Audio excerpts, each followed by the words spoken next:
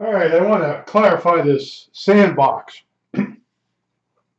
Back in the 60s, they used to sell this square plastic sandbox, and it's hard to describe. You just put sand in the middle of it, and it had a deck around it, all one piece of plastic. And you could sit on the four corners and have sand. Some people filled them with water, but they weren't that deep. So some people use it for a splash pool for their dog. Some people used it for if they're gonna have a big barbecue. They fill it up with ice and they put cans of beer and soda in there. Uh, Originally, I don't think there were plastic bottles till later on.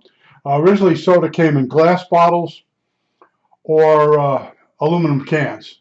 It took a while before they switched to feeding us PFAS. Uh, but this thing, you would see poor people taking them home from two guys.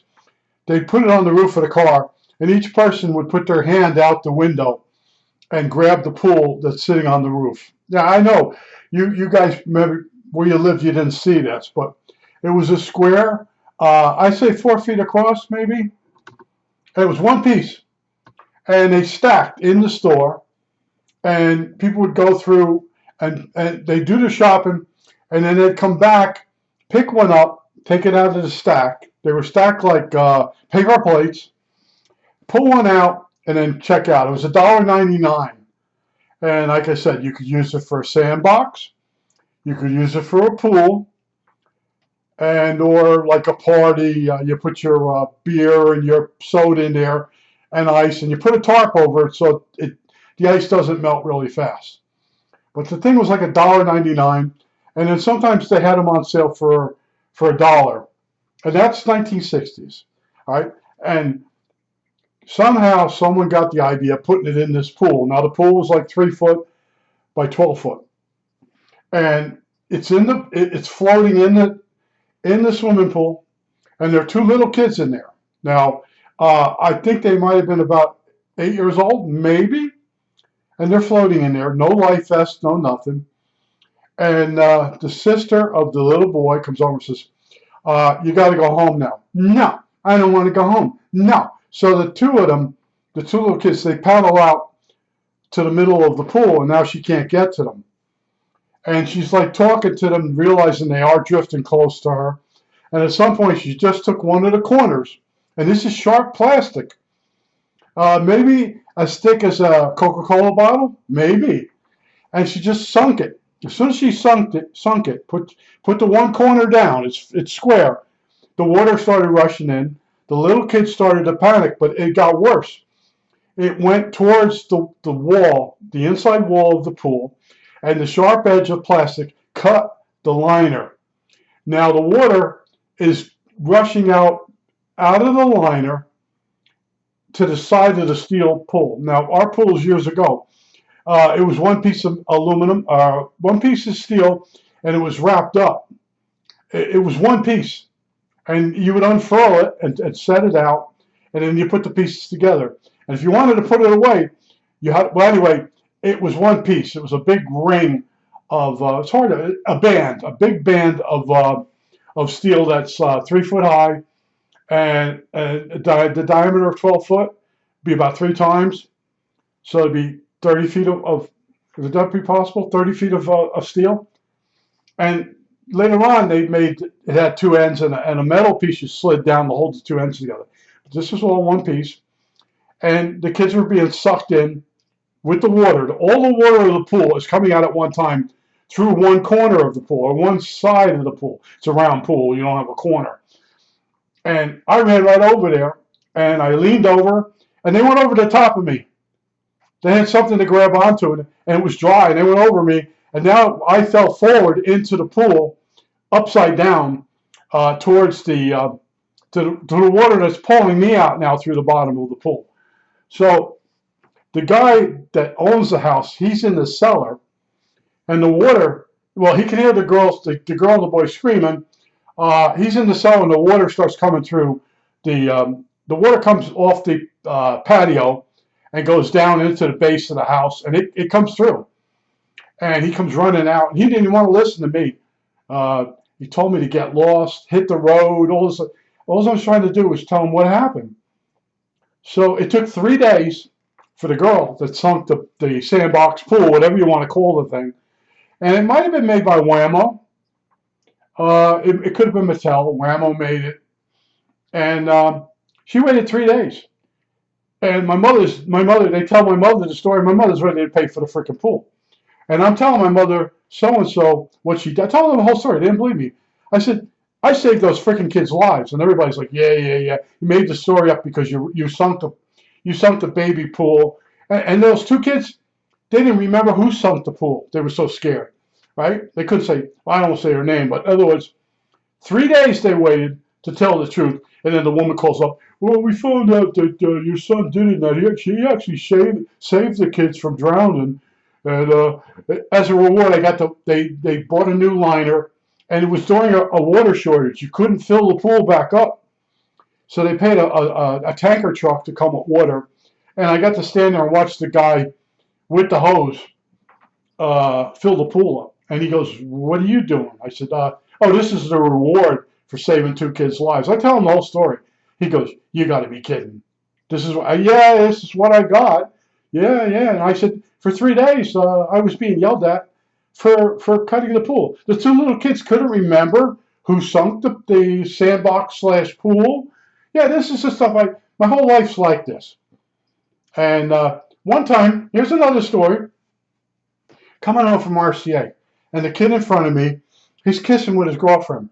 And then he floors the car and drives forward. Now, it's bumper to bumper in New Jersey. So he waits 3 car lengths to open up in front of him, and then he guns the car and burns rubber. Then he stops. He keeps doing that all along it'd be Kearney Avenue in Kearney. And I'm behind him, and I'm like, man, I had a bad day at work. Now I get this guy showing off to his girlfriend, and the 2 of them are in the car laughing. Now, out of the corner of my eye, in the left, I see a woman spanking her little boy, little girl, whatever it was. And the little boy or girl, what it was, breaks the hold of the mother, runs out into the street just as the guy floors the car and runs the kid over in front of me. The blood comes up. It's all over my car. And I pull off to the side. He pulls off. He's shaking. And the cops come, and they said, who ran the little girl over, boy over? Everybody points to me. And then finally somebody comes over. No. He's got the blood all over his car. But it's this kid here. Then he starts to tell the story about the kid letting three car lights get open in front of him, and then flooring the car. And then I went to the cop. Can I leave now? I was pretty upset. I was pretty damn upset. And then as I go home, I did something. I told my parents the whole story. And I went to get gas or something. I remember I was on River Road, and I can't say that. All right, so this guy that drove this big Cadillac, he decides I'm not going fast enough.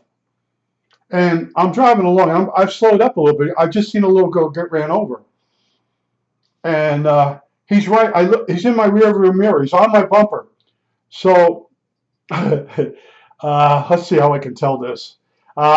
I hit my 4-way signals on the car. I didn't tap the brake. I hit the 4-way signals. And this guy, with his big Cadillac, he slams the brakes on because he thought I brake checked him, but I didn't. I just made the back lights go on. And he goes spinning off. He didn't ruin the car. And he comes after me again, and I pull over, and he gets up to the window, and he's got the cigar. And he's, don't you ever do that again. And he didn't realize he's my neighbor, one of my neighbors. Yeah. I had some real wacky neighbors. Yeah. He was having a bad day, and I was like slowed down a little bit. I was still doing the speed limit. But after seeing that, they were giving the little girl mouth to mouth. I don't think she made it.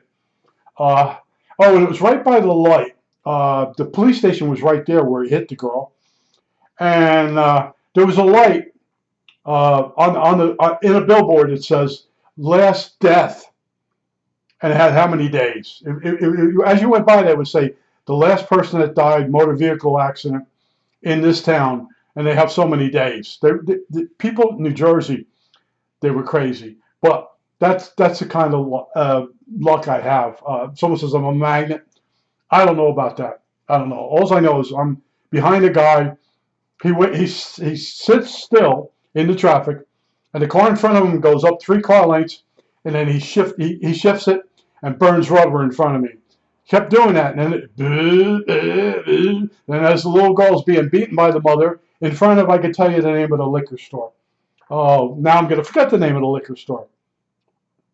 Oh man, it's down in Home Liquors. Home Liquors down there. That's where and you got Home Liquors. I don't know if they're still there. And he hit the girl right in front of the police station with the sign that says so many days since the last person was killed in the town. Yeah, yeah. I was coming home. I'm sitting there. I'm telling my parents, and I saw all the blood all over my car. So my father goes, "When are you going to wash the blood off your car?" I said, "Maybe tomorrow." I said, "I had a bad day. That's a bad day." Yeah, worry about the blood on the car. I had blood on my car because of the way he hit her. The blood went spraying over his car and got me. Plus, I had a beige car, and his car was darker. It wasn't red. It was maybe blue or something like that. But I've seen it all. I'm 73 years old, and I have an incredible memory. And the latest thing I've been asking old people is, do things in the past bubble up and you remember them and you get pissed off? And they're starting to say, yeah. I think the way the country's going now, you start looking at, you thought it was really good in the past, and now you're looking at how bad it is now. And then the stuff you forgot about in the past that was bad, because you always had something new coming along. Now, when you get older, nothing new comes along, so it doesn't seem like such a great time. See, if you had new kinds of equipment coming out that you liked, and you would weigh that with the bad that's happening. When nothing good comes along, then it's only bad stuff or stuff you're not interested in. But yeah, I've seen it all. If I was to sit down, yes, I could write several books on things that happen. And I think everybody has it happen to them to a certain point. You also have to be out there. You can't sit in your house watching television. You know, like that one day, I went down to that kid's house with a swimming pool, and I was looking for somebody else. And I could go into another story, but anyway, I was looking for someone, and they weren't there, and it just happened in front of me. And that's why I was telling you about that article about my grandfather. He's in the boat with the guy, and supposedly the guy becomes overcome, and he falls out of the boat, supposedly. And then you don't jump in and save him. I call bullshit on that article. That's my grandfather. I call bullshit on it. I got a feeling he told the guy he was fired. All right? And then the guy committed suicide. And then they wrote it up. Oh, what did it say? Mr. Kleinbauer rode to shore and sounded the alarm. I call bullshit on that. I think that's it. All right, that's it for now.